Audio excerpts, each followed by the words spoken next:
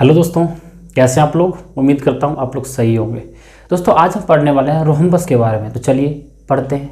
सबसे पहले समझना है, एक यहाँ पे इसका डेफिनेशन दिया हुआ है रोहम्बस का, अ quadrilateral having all sides of equal length. मतलब एक वैसा क्वाड्रिलेटरल जिसके लेंथ क्या हो, जिसकी लेंथ कितनी हो, सारी हो इक्वल की बात करें। मतलब वैसा क्वाड्रिलेटर जिनकी लेंथ इक्वल हो। तो क्वाड्रेटर मतलब क्वाड मतलब 4, लेटर मतलब 4 भुजाएं।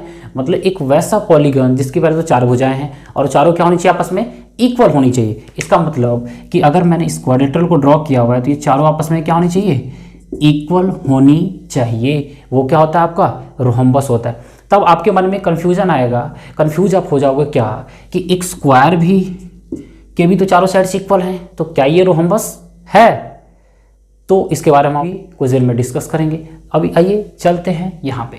अ quadrilateral having all sides of equal length, वैसा क्वाड्रिलेटर की बात करें, चतुर्भुज जिसकी चारों भुजाएं क्या होनी चाहिए, इक्वल होनी चाहिए। तो सबसे पहले मैं इसकी प्रॉपर्टी की बात करूँ, इसकी विशेषता की अगर बात करें तो पहला क्या है, ऑल साइड्स आर इक्वल।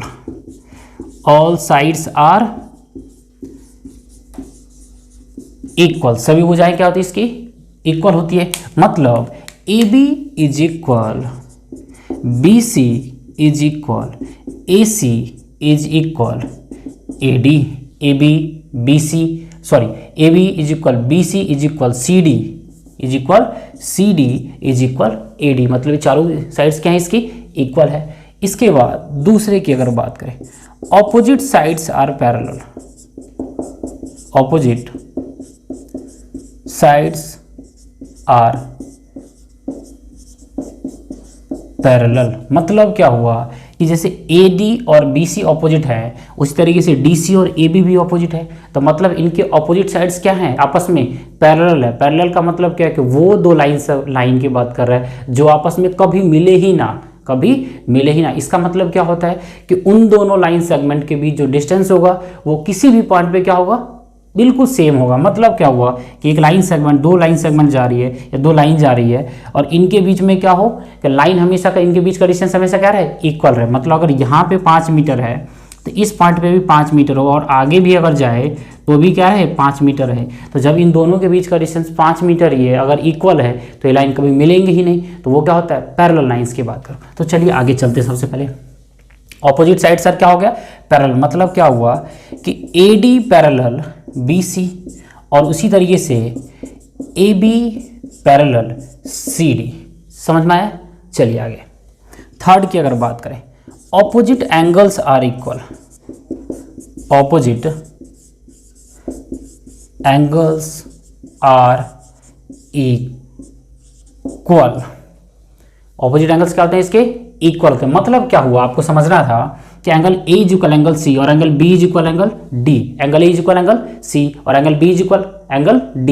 एक चीज ध्यान से देखिए कि स्क्वायर में क्या था, अब यहीं से आपको डिफरेंस बताता चलूंगा मैं कि स्क्वायर में क्या था कि चारों एंगल क्या होते हैं इसके, इक्वल होते हैं। लेकिन क्या इसमें ऐसा है, नहीं, इसमें ऐसा नहीं होता। इनके सिर्फ क्या होते हैं, ऑपोजिट एंगल्स इक्वल होंगे। जरूरी नहीं है कि इनके ऑल एंगल्स इक्वल हो, समझना यहाँ पे। तो इन दोनों के बीच में एक डिफरेंस तो ये आ गया कि इनके ऑपोजिट एंगल्स इक्वल होते हैं और स्क्वायर के चारों एंगल्स क्या होते हैं, इक्वल होते हैं। तो ये आपको पता चलेगा। तो मैं ऐसे लिख सकता हूँ कि angle A is equal angle C और angle B is equal angle D।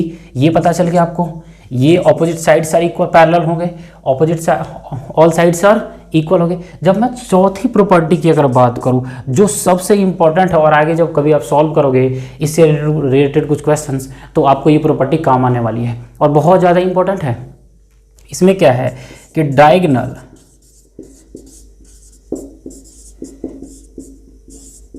Bisect each other. मतलब डायगोनल इसके क्या कर रहे हैं, एक दूसरे को बाइसेक्ट करेंगे। बाइसेक्ट का मतलब क्या होता है, दो इक्वल पार्ट में डिवाइड कर देना। क्या है, दो इक्वल पार्ट में डिवाइड कर देना। तो इस चीज़ को ध्यान रखिए कि B और D की अगर मैं बात करूँ, उस तरीके से A और C की बात करूँ, थोड़ी तो मेरी ड्राइंग उतनी अच्छी नहीं है तो मैं इस लाइन को थोड़ा जल्दी में, अरे आजा भाई, हाँ ऐसे मैं मिला देता हूँ, ठीक है। तो अब आप देखिए कि डायगोनल जो है इसके AC और BD आपस में क्या करे, एक दूसरे को बाइसेक्ट कर दे। और एट पॉइंट O की बात करो, मतलब इनके डायगोनल क्या है, आपस में एक दूसरे को बाइसेक्ट कर रहे। डायगोनल क्या करे, एक दूसरे को बाइसेक्ट कर रही है, ठीक है। तो डायगोनल बाइसेक्ट ईच अदर एक चीज़ और आ गया कि जब डायगोनल बाइसेक्ट कर रहे हैं तो कैसे करेंगे, तो diagonal bisect each other at 90 degree.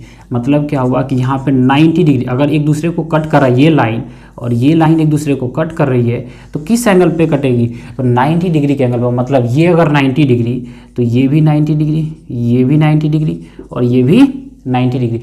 यहाँ समझना है कि डायगोनल बाइसेक्ट ईच अदर की बात कर रहा था एट 90 डिग्री। और ये सबसे ज़्यादा इम्पोर्टेंट क्या था आपका, प्रॉपर्टीज थी इसकी। एक चीज देखिए कि जब डायगोनल बाइसेक्ट कर रहा था, इसका मतलब क्या हुआ कि AC और BD एक दूसरे को बाइसेक्ट कर रहे हैं। इसका मतलब DO इज इक्वल BO और AO इज इक्वल क्या हो गया, OC। तो मैं यहाँ लिख सकता हूँ AO is equal OC and DO is equal BO। समझ में आ रहा है, तो ये प्रॉपर्टी होगी। एक चीज़ ध्यान से रखिए कि रोहम्बस और स्क्वायर में डिफरेंस क्या है कि एक स्क्वायर रोहम्बस हो सकता है लेकिन एक रोहम्बस स्क्वायर नहीं होगा। समझ में आ रहा है, एक स्क्वायर हमेशा एक रोहम्बस रहेगा लेकिन एक रोहम्बस स्क्वायर हो ये जरूरी नहीं है।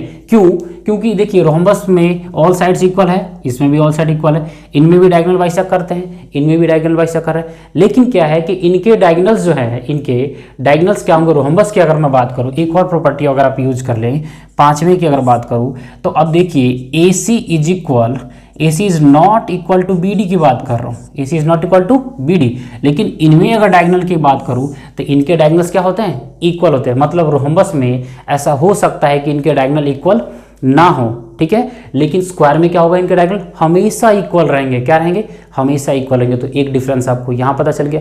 और इसमें क्या है कि ऐसा हो सकता है कि रोहम्बस में इनके डायगोनल इक्वल ना हो। समझ में आ रहा है। लेकिन अगर एक स्क्वायर को ही मैं अगर रोहम्बस मान लेता हूँ, उस केस में क्या होगा, इनके डायगोनल क्या होंगे, इक्वल रहेंगे। सिर्फ एक एक्सेप्शनल है कि अगर मैं स्क्वायर को ही मान लेता हूँ रोहम्बस, तो यही था कि एक स्क्वायर रोहम्बस हो सकता है लेकिन एक रोहम्बस स्क्वायर नहीं हो सकता। ये आपको समझना है। तो AC किस केस में, AC is not equal to BD rhombus के केस में। लेकिन अगर मैं ABCD और AC इज इक्वल BD जो होगा किस केस में, स्क्वायर के केस में। यहाँ ध्यान रखना है, ठीक है। एक और चीज देखिए, जब आपने 4 प्रॉपर्टी देख ली तो क्या 5वीं प्रॉपर्टी में यहाँ लिख सकता हूँ। देखिए यहाँ लिख रहा हूँ मैं, ठीक है। अब इसमें क्या होता है कि इनके एडजेसेंट एंगल का सम कितना होता है, 180 डिग्री होता है। एडजेसेंट का मतलब क्या, के साथ, बिल्कुल साथ वाला। मतलब A के साथ वाला एंगल कौन है, D है या फिर B है। इसका मतलब क्या हुआ कि A प्लस B का सम भी 180 होगा और A प्लस D का सम भी 180 होगा। उसी तरीके से देखिए D के एडजेसेंट कौन है, साथ वाला कौन सा है, C है, और D के साथ वाला A भी है। मतलब D प्लस C का सम भी 180 होगा और D प्लस A का सम भी 180 होगा। ये ध्यान से रखना है बस आपको। तो मैं लिख सकता हूँ कि angle A plus angle C is equal, sorry, angle A plus angle D 180 degree होगा। उसी तरीके से मैं D प्लस C का सम भी 180 डिग्री बोल सकता हूँ, A प्लस B का सम भी 180 डिग्री बोल सकता हूँ और B प्लस C का सम भी 180 डिग्री। तो angle B plus angle C is equal 180 degree. ये एडजेसेंट एंगल है, ठीक है। अब हम आगे देखते हैं। अभी हमने क्या इसकी प्रॉपर्टीज देखी थी। अब इससे रिलेटेड कुछ क्वेश्चंस भी आ सकते हैं। अब देखिए क्या करना है। अगर आपसे यही एक आपके पास रोहम्बस है और आपसे क्या पूछे, वो एरिया निकालने के लिए, क्या बोले, वो एरिया निकालने के लिए, ठीक है। तो अब ध्यान से देखिए कि अभी तक हमने देखा था कि इसके डायगोनल क्या कर रहे थे, बाइसेक्ट कर रहा था। 90 डिग्री पे भी था बाइसेक्ट। चलिए मैं यहाँ पे 90 डिग्री लिख देता हूँ, ठीक है। एक अगर एंगल 90 है तो ये भी 90, ये भी 90 और ये भी 90, सारे एंगल क्या होंगे, 90 डिग्री। जब मैं एरिया ऑफ रोहम्बस की बात करूँ, किसकी बात कर रहा हूँ, एरिया ऑफ रोहम्बस। तो एरिया ऑफ रोहम्बस होता है 1/2 इंटू D1 इंटू D2। और ये D1 और D2 क्या है, D1 क्या है, डायगोनल 1 और दूसरा क्या है, डायगोनल 2। मतलब AC इंटू BD। तो इसको मैं इस तरीके से भी तो लिख सकता हूँ 1/2 into AC into BD, 1/2 into AC into BD। मैं लेट कर लेता हूँ कि जो ये जो AC है वो 16 है। कितना है ये, 16, और ये BD जो है वो है 12। मैं मान लेता हूँ कि BD कितना है, 12, और AC कितना है, 16 है, ठीक है। तो इसका एरिया कितना हो जाएगा, 1/2 इंटू 16 इंटू 12। तो 2 से 2 8 16, तो 12 8 96। अगर मैं यूनिट यहाँ पे सेंटीमीटर रखूँगा तो सेंटीमीटर स्क्वायर। अगर मैं यहाँ पे मीटर रखता हूँ तो मीटर स्क्वायर। तो मैं अगर यहाँ पे सेंटीमीटर स्क्वायर लिख रहा हूँ तो फिर मुझे यहाँ सेंटीमीटर लिखना होगा और यहाँ भी सेंटीमीटर लिखना होगा। समझ में आ रहा है? ये क्या था हमारा एरिया ऑफ रोहम्बस। लेकिन देखिए ऐसा तो नहीं है कि रोहम्बस में सिर्फ आपको हमेशा डायगोनल दिया रहेगा, कभी क्या हो सकती है साइड भी दी हुई सकती है। तो अब एक और इसका फॉर्मूला है एरिया निकालने का, दूसरा फॉर्मूला एरिया ऑफ रोहम्बस की अगर बात करें, एरिया ऑफ रोहम्बस जो है वो है बेस इंटू हाइट। क्या है? Base into height. मतलब जब आपको डायगोनल नहीं दिया रहे तब आप क्या कर सकते हो कि बेस इंटू हाइट भी अगर मल्टीप्लाई कर दोगे तो क्या होगा, इसका एरिया होगा। अब देखो बेस इंटू हाइट से आपने रिकॉल किया होगा कि एरिया ऑफ पैरेललोग्राम भी क्या था, बेस इंटू हाइट थी। तो बिल्कुल पैरेललोग्राम के भी ऑपोजिट साइड्स क्या थे, पैरेलल थे। साइड एंगल इसके वो क्या कर रहे, डायगोनल क्या कर रहे थे, बाइसेक्ट कर रहे थे। इसके भी तो डायगोनल बाइसेक्ट कर रहे हैं ना। तो फिर अगर उसका एरिया क्या था, बेस इंटू हाइट था, तो इसका भी एरिया क्या होगा, बेस इंटू हाइट। मैं एक दूसरा डायग्राम बना लेता हूँ आपको सिर्फ समझाने के लिए। देखिए मैं ऐसे मान लेता हूँ कि ये बेस है आपको ए बी सी और डी। तो मैं मान लेता हूँ अगर ये बेस है, क्या है, ये बेस है, तो इसकी हाइट क्या होगी, इसकी हाइट क्या होगी। एक्चुअल में हाइट होता क्या है कि देखिए सबसे पहले दो अगर पैरेलल लाइन है, मान लिए दो पैरेलल लाइंस है, तो इनके बीच का मतलब एक पैरेलल लाइन ये, दूसरा ये, तो इनके बीच का जो शॉर्टेस्ट डिस्टेंस होगा वो क्या होता है, इसकी हाइट होती है। तो एक चीज़ ध्यान से देखिए, इस बेस से यहाँ अगर मुझे इस लाइन से यहाँ पे अगर पहुँचना है तो शॉर्टेस्ट डिस्टेंस क्या होगा, किसी बिल्कुल ऑपोजिट वर्टेक्स पे जाएं। यहाँ पे दिख रहा है आपको शॉर्टेस्ट डिस्टेंस, अगर मैं बिल्कुल सीधा कर दूँ इसको तो शॉर्टेस्ट डिस्टेंस हमारा क्या होगा, ये हो गया, और ये इसका क्या हो गया, हाइट। ये क्या होगी, इसकी हाइट होगी। तो ये ध्यान रखना है कि अगर बेस ये है तो हाइट ये होगा। अगर मैंने बेस इसको मान लिया तो हाइट इधर से ड्रॉ हो जाएगी। अगर मैंने बेस इसको माना तो हाइट यहाँ से ड्रॉ हो जाएगी, और अगर मैंने बेस इसको माना तो हाइट यहाँ से ड्रॉ हो जाएगी। मतलब एरिया की अगर बात करें तो बेस इंटू हाइट भी हो सकता है। अगर मैं इसको 20 सेंटीमीटर ले रहा हूँ तो, और मैं इसको 10 सेंटीमीटर अगर ले रहा हूँ तो क्या होगा, 20 इंटू 10 मतलब 200 सेंटीमीटर स्क्वायर। क्या होगा, 200 सेंटीमीटर स्क्वायर। एक चीज़ आपको और समझना था जो बहुत ही इजी है और अच्छे समझना। देखिए अगर AC क्या था, 16 था, क्या था 16, तो आप आंख बंद करके ऐसे कर सकते हो, ये 8 और 8 लिख सकते थे, मतलब 8 सेंटीमीटर ये और 8 सेंटीमीटर ये। उसी तरीके से अगर ये 12 था तो ये 6 और 6 सेंटीमीटर में लिख सकता था ना। अब ध्यान से देखिए कि एक छोटा सा पार्ट दिख रहा है आपको, मैं इसकी बात कर रहा हूँ। इस डायग्राम को देखो, ये दिख रहा है आपको। ये डायग्राम कुछ इस तरीके से आपको दिख रहा है कि देखिए एक मान लो एक साइड ये है, दूसरा साइड ये हो गया और तीसरी साइड ये है। तो आपको यहाँ पे अगर 90 डिग्री बन रहा है, इसका मतलब क्या था, एक राइट ट्रायंगल है। क्या है ये, राइट ट्रायंगल। तो मैं अगर इसको यहाँ पे देखो, बिल्कुल आपको अगर मैं इसको यहाँ ड्रॉ कर दूँ, देखिए एक हो गया 8 सेंटीमीटर, दूसरा 6 सेंटीमीटर, और यहाँ पे राइट ट्रायंगल है। तो क्या मैं इसका हाइपोटेन्यूज निकाल सकता हूँ, बिल्कुल। देखिए AOB ही था ना, AOB। तो आपको पता है राइट पाइथागोरस थ्योरम क्या बोलता है कि 8 का होल स्क्वायर प्लस 6 का होल स्क्वायर इक्वल टू क्या होगा, AB होल स्क्वायर। मतलब 64 plus 36 is equal AB whole square. तो 100 is equal AB whole square. तो यहाँ से हमारा आ जाएगा AB इज इक्वल 10 सेंटीमीटर। तो अब आपको एक चीज़ ये भी पता चल गया कि अगर डायगोनल दिया हुआ है तो हम उससे क्या करेंगे, साइड भी निकाल सकते हैं। कैसे, डायगोनल को बाइसेक्ट किया, 8 और 6 आए, पाइथागोरस थ्योरम हमने यूज़ किया, perpendicular whole square plus base का whole square is equal hypotenuse का होल स्क्वायर। तो ये क्या होगा हमारा हाइट, सॉरी इसके साइड्स भी आ गए। अगर हमारा एरिया तो आ चुका था, एक और फॉर्मूला क्या बोलता है कि पेरीमीटर की बात कर रहा हूँ, perimeter of rhombus, perimeter of rhombus. तो पेरीमीटर ऑफ रोहम्बस होता क्या है, 4 इंटू साइड। क्या दिया हुआ है, 4 इंटू साइड। मतलब देखो सिर्फ डायगोनल दिया हुआ था और आपको बोले पेरीमीटर निकालो। अरे भाई कैसे निकालें, तो जब आपको फॉर्मूला याद रहेगा, कॉन्सेप्ट याद रहेगा तो आप अच्छे से कर सकते हो। तो मैंने क्या किया, पहले इस यही पाइथागोरस थ्योरम का यूज़ करके मैंने इसका साइड निकाला, और साइड क्या था, ये 10, तो ये भी 10, ये भी 10 और ये भी 10।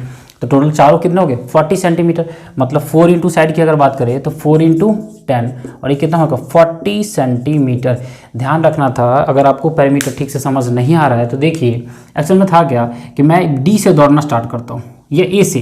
तो ए से मैं पहले बी पे गया, फिर बी से मैं सी पे गया, फिर सी से मैं डी पे गया, और फिर डी से बात करते हुए मैं ए के पास फिर वापस आ गया। इसका मतलब था क्या कि ए से बी, बी से सी से डी और डी से, मतलब ये टोटल लेंथ कितना कवर किया मैंने। अरे भाई जितना पेरीमीटर होगा, पेरीमीटर का मतलब क्या है, आउटर बाउंड्री, कितना आउटर बाउंड्री जो है वही क्या होता है इसका पेरीमीटर। तो पेरीमीटर मैंने क्या करा, चारों साइड को सम कर दिया। कोई भी फिगर होता, अगर ऐसे फिगर होता तो मैं ये ऐड करता, फिर ये ऐड करता, फिर ये ऐड करता, फिर ये ऐड करता और फिर ये ऐड करता, ये क्या हो जाता है इसका पेरीमीटर। तो पेरीमीटर का मतलब क्या था, आउटर बाउंड्री 4 इंटू साइड। तो अगर ये वीडियो आपको अच्छा लग रहा है तो आप ज़रूर लाइक करें, शेयर करें, सब्सक्राइब करें और सजेस्ट भी करें कि मैं इस वीडियो में और क्या इंप्रूव कर सकता हूँ। Thank you.